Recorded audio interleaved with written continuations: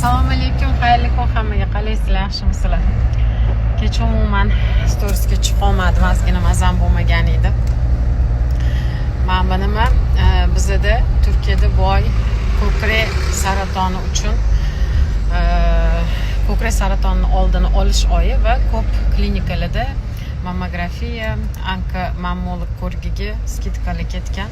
O'shaning uchun mana bunaqa narsa ko'pchilik taqadi doktorlar. Menga ham berishgan edi, taqib olgan edim.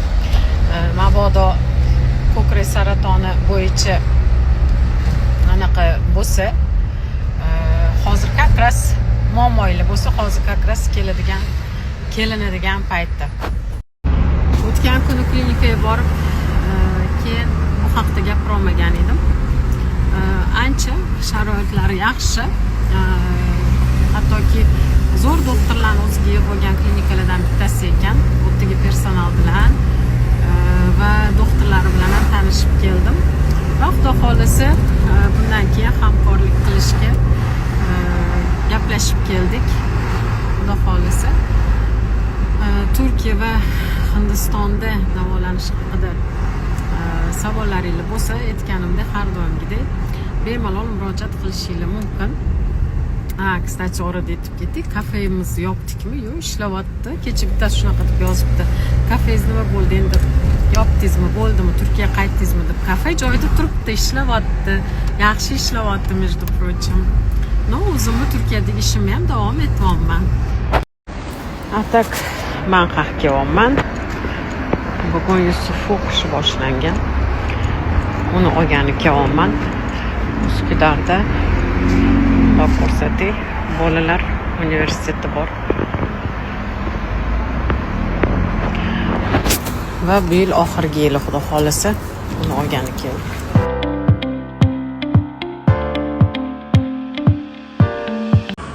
Bemorimizdan yotqizgani keldik-da. Men buni aytdim.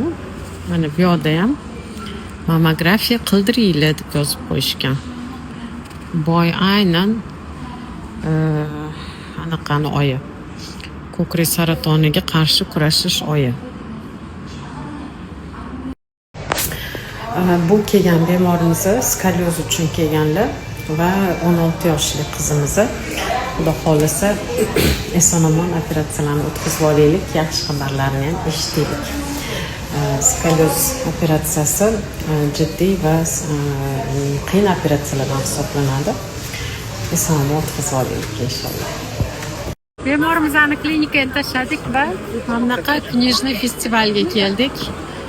Bolalarning kamchiliklarini olamiz, undan tashqari aylanib chiqamiz. O'zimizga munosib narsa bo'lsa, olib sekin kitobxonlik qilamiz. Ana bizani bolalar. Telefon elinde.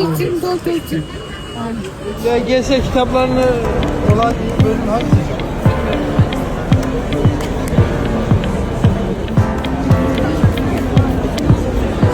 Ya.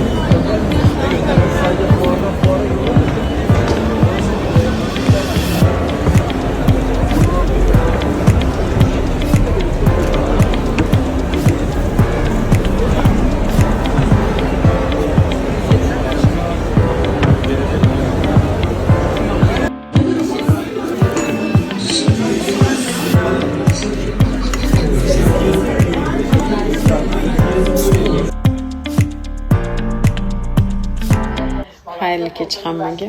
Pardani qaranglar, kiyimga mosligini. Xullas, planerga darslarni Esmonur bilan Zaynabnikini yozib qo'ydim. Yusufkini endi yozaman. Bu mamlaqa ko'rinishda bo'ladi. Kunma-kun efendim. Esmonurniki. Voy, mana jonim kimi chizding? Nechada? Nima, qizim rasm chizib. Voy voy ey. Buncha chiroyli bir qiz. Güzel olmuş. Xullas, va bir hafta bemalol miyam anaqa bo'ladi. Spokойный bo'ladi. Bularni har kuni o'rgatganman, kelib bunga qarashadi maktabdan kelgandan keyin va shunaqa qilib nima darsga kirishligini bilishadi. Bu narsaga yillardan beri o'rganib qolishgan va birinchi ishligi shunga qarash. Tamam mı? Tamam ki anaqa Zaynab Nurman bitta kelib menga Anne video mu çek? video çekiyor. Tırnağı yapıştırib olganiga qani ko'rsatmalar. Двухсторонний скотч bilan bo'lmaydi bu ham modnitsa. Tugay var. 10-15 tane artık onun sayısı. Bunlar biz PKK kolordusu kurmak istiyorlar. Evet. Daha açığı. Bu kolorduyu da Suriye ordusuna bir halk ordusu yapmak istiyorlar. Bolalarni kitob o'qishga, umuman dars yaxshi ko'rib qilishga qanaqa qilib o'rgatgansiz? Dünyanın en güzel annesi. Voy jonim o'zim, eritvorasan hozir mani bitta gaplarim esimdan chiqib qoldi.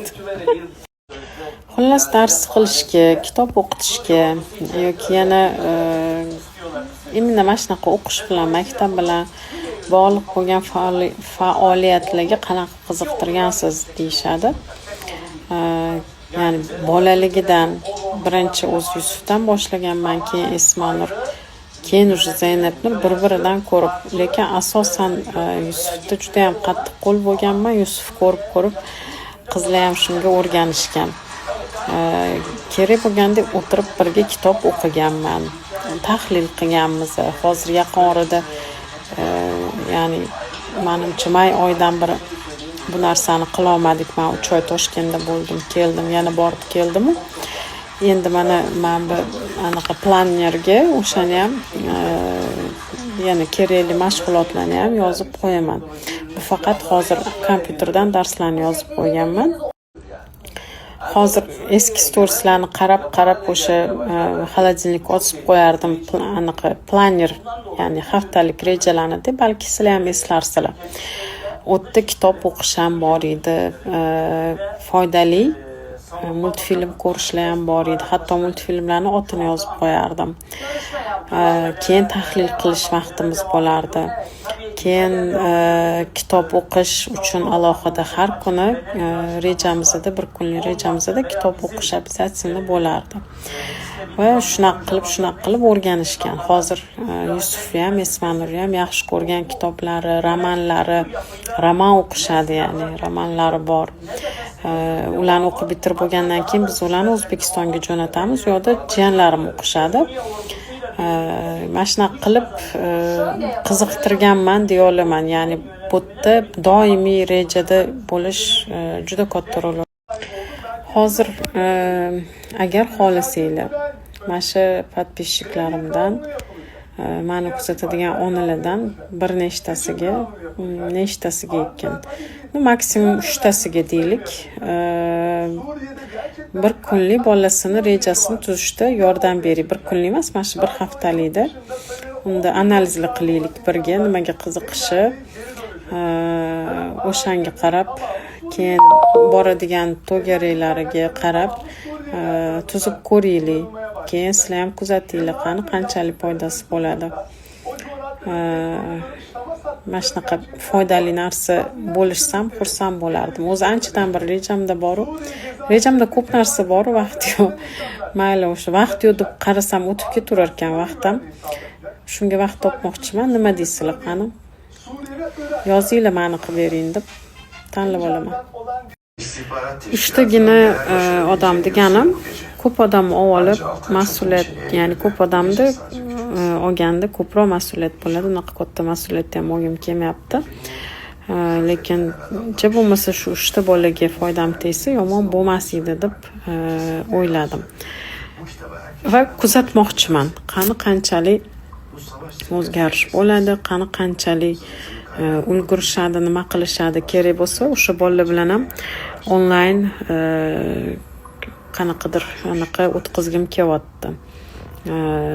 Aynan o'sha motivatsiya, o'qishga qiziqish, kitob o'qishga qiziqish, kerak bo'lsa til o'rganish haqida suhbat o'tkazgim kelyapti. O'shaning uchun bor yo'g'i 3ta bolani tanlab olmoqchiman. Ba'zi bir kriteriyalar bo'ladi tanlayotganimda. O'zim o'sha yozadigan qizlarga o'zim yozaman ularni. Opalarga kechki payt bitta narsani ishim bor edi. O'shani borib anaqa qilib hal qilib kelay desam, men bu qizcha bilan Men yigitcham boraman dedi, yuringlar dedim. Bog'xonada gaplashib, nereye gidiyorsun? Nereye? Orası yo'l değil-ki. Gaplashib, tanishib ketamiz bolalarim bilan desam. Hatto meni kattasini dars tufayli ko'rolmayman, meni kichkinasi anaqa xonasiga kirib oladi-da, rasm chizib o'tirish bilan ovora. Xullas, yaxshi bo'ldi. Hozir sekin şuradan gidelim. Şöyle. Bunlar bilan suhbat quramiz.